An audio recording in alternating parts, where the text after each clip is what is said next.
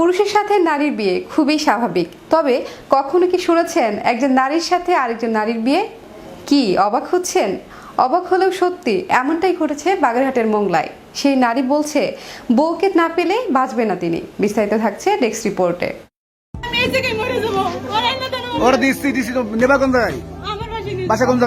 একজন নারীর সাথে আরেকজন নারীর বিয়ে, এমনই এক অবাক করা কাণ্ড ঘটেছে বাগেরহাটের মোংলায়।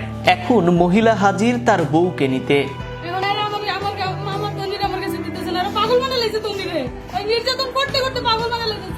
প্রথমে বান্ধবীর সম্পর্ক গড়ায় টিকটকে, পরে সোশ্যাল মিডিয়া ফেসবুক থেকে রূপ নেয় ভালোবাসায়। এভাবে চলতে থাকে 2-3 মাস। এই ভালোবাসার মানুষকে কাছে পাওয়ার আগ্রহ দিন দিন বাড়তে থাকে তন্নি ও সুবর্ণার। শেষমেশ এ আকাঙ্ক্ষা রূপ নেয় বাস্তবে।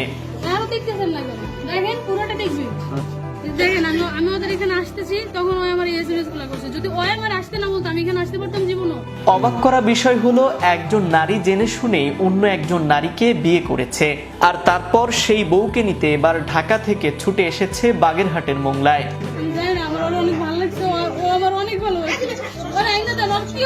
আপনার নাম কি?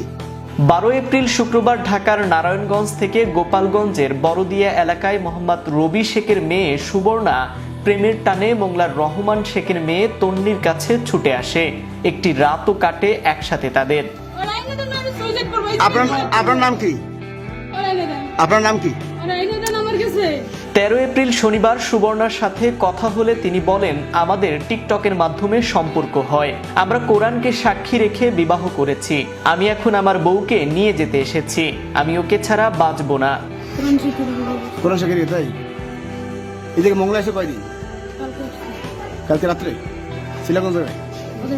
ওদের বাড়ি ছিলা? তন্নির সাথে কথা বলা হলে তিনি বলেন, টিকটক থেকে পরিচিত হবার পরে সোশ্যাল মিডিয়া ফেসবুকে তার সাথে অ্যাড হই। পরে সুবর্ণা একটা গ্রুপে আমাকে অ্যাড করে। আমাকে মজা করে সুবর্ণা বউ বলে ডাকতো। পরে সে আমাকে বিবাহ করতে চায়। তারপর আমি মজা করে বলছি যে এমনি বউ হিসেবে পরিচয় দাও। তুমি বলছো? যে মজা করে বলছি এটা।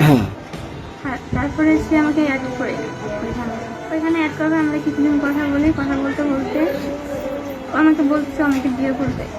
আমি বলি, তুমি কোরআন শরীফ ছুঁয়ে কসম কাটো। তবে ও কাটতে চায় না, আমাকে কসম কাটায়। আজকে আমাকে নিতে আসছে।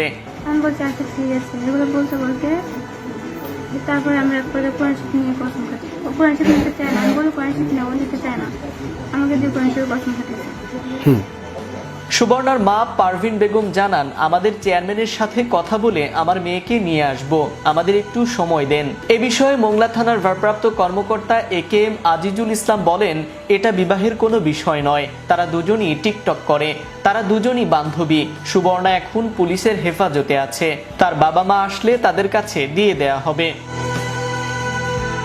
টিকটক যেভাবে চলছে আর মানুষ এই প্ল্যাটফর্মকে যেভাবে নেতিবাচকভাবে ব্যবহার করছে, তাতে আগামীতে বাচ্চা নিয়ে যদি কোনো দ্বন্দ্ব লাগে তাহলে বলবে, আমি টিকটকের মাধ্যমে বাচ্চা জন্ম দিয়েছি, আমার বাচ্চা আমাকে ফিরিয়ে দাও।